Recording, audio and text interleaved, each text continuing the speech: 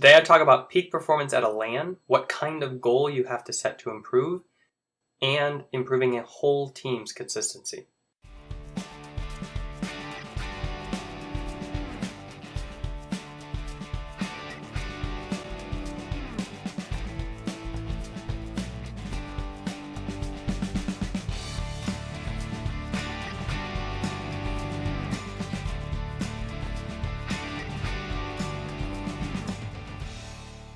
Welcome to Mind Games TV, episode 40. Yes, we made it. 3 tens of shows. Here we are at 40. And I wanted to talk about some changes that you might have seen if you watched episode 39. First of all, thanks to the amazing comments and questions and just the amount of interaction that you guys are doing, I'm able to do now 3 questions per show. So if you like the 5-minute shows or the 8-minute shows, that's fine. You can just watch 5 minutes of this and peace out. Check it out. Check out the rest tomorrow. Or if you like longer shows, then you can watch the entire thing. And the other big change is that I have enough questions now that last week I had 5 full shows that I can make out of the questions that I got last week. So thank you so much for that. And going along with that, you can still submit questions at mindgames.gg/TV.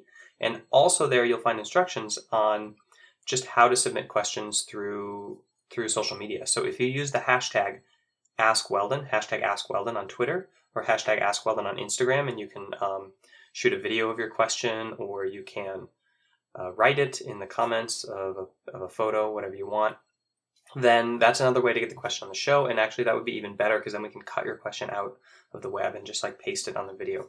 That'd be awesome. And you might have noticed new formatting. So I'm totally incompetent with video, but I found this great fan of the show who is now helping with the editing. Mason, you might have seen him in the comments. I think his YouTube channel is Hello Hi, or maybe the original Hello Hi. If you want to check him out, we'll have the link in the description there. And we're also going to try to put this up as an audio podcast. So if you want to listen to it on the go, then it'll be up in iTunes shortly.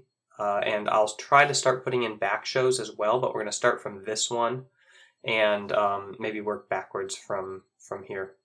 So yeah, that's it. Those are the announcements. Looking forward to the new format and the longer show. So let's get into it. Anonymous asks, is there any way to play at peak performance while under pressure, i.e. at LAN events? Okay, so peak performance is rarely possible unless you undergo specific training, scheduled training designed to make you peak. So for example, with CLG at Madison Square Garden, what we did to try to get 5 people to peak at the same time, Chris and Tony did the standard sport training schedule where starting about 5 weeks before New York City, we had a massive volume.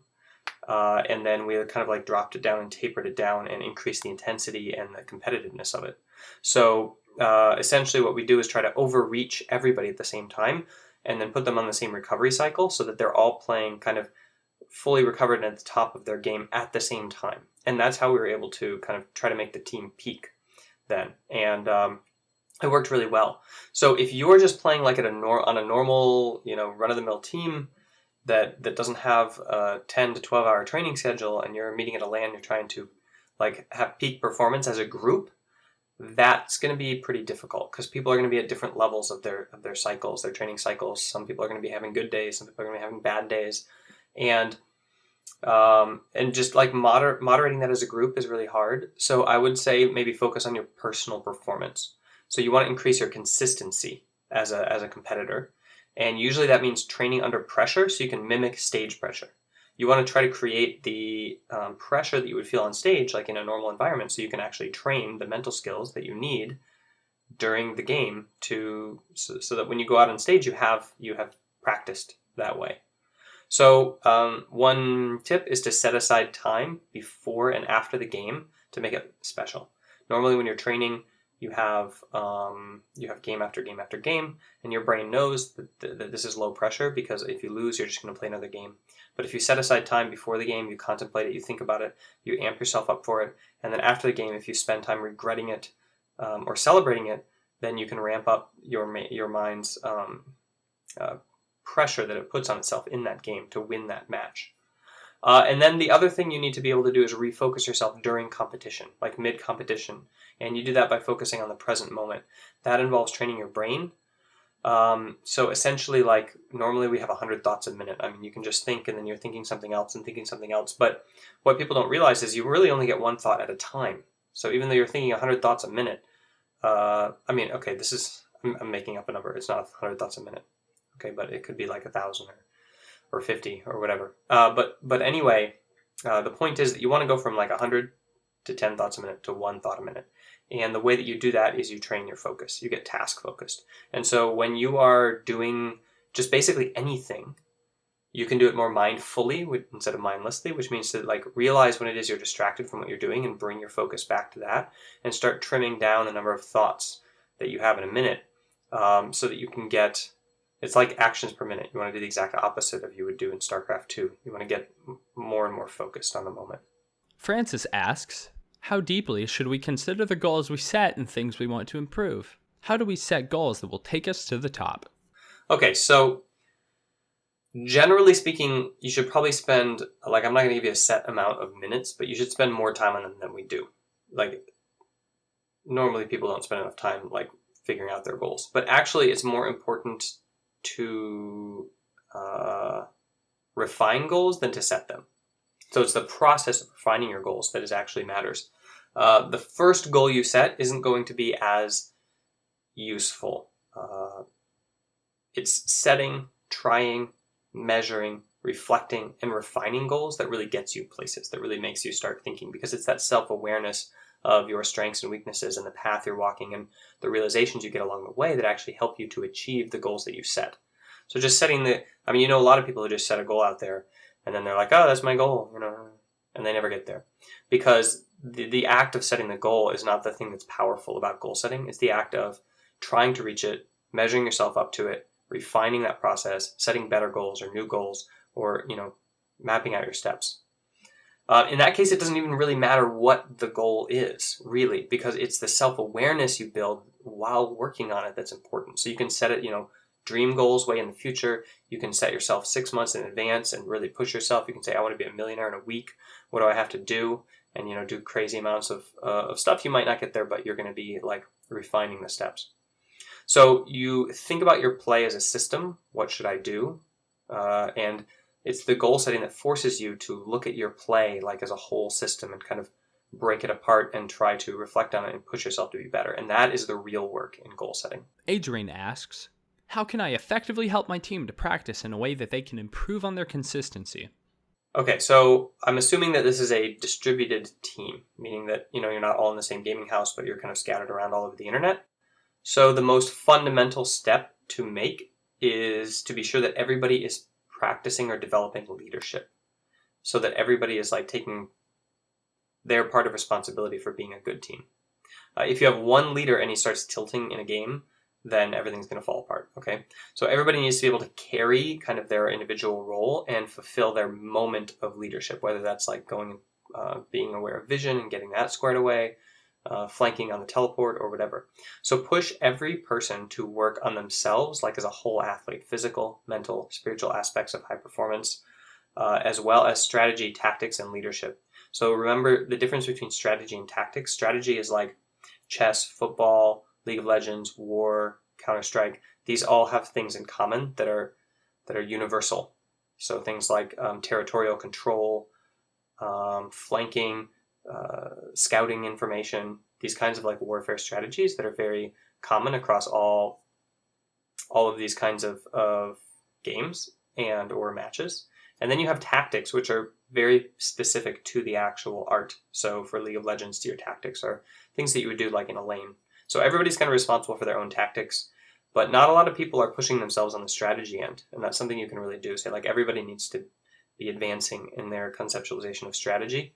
And then leadership, identify each person's role in the team based on their personality, their strengths, their social dynamics like on the rift and off the rift, and make sure that they have a vision of what it looks like to do better at that role and that they get rewarded through praise for like improving their socialization, their leadership, for stepping in when their role is kind of being called for, as a support person, supportive person, not the support player, but the person who when somebody screws up is there to say, hey, let's get better at this, that kind of thing.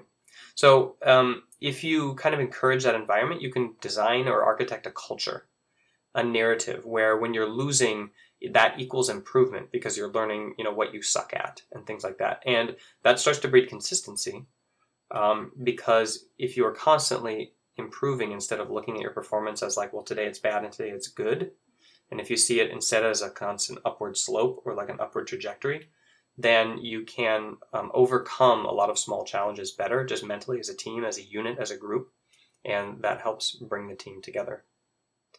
So let me know what you think about the new format. Let me know what you think about Mason's job doing the editing. I think we're going to experiment with intros and credits. And speaking of credits, thank you to the patrons of Mind Games. You can find those at mindgames.gg/patron, and for €5 a month, you can become one. And that's just kind of to support everything that we're doing here, and to buy us lunch every once in a while, hopefully. Cross my fingers. But anyway, thank you to the patrons who are supporting the show, and it's allowed for this awesome situation to happen, and I hope that we can keep pushing it forward in the future.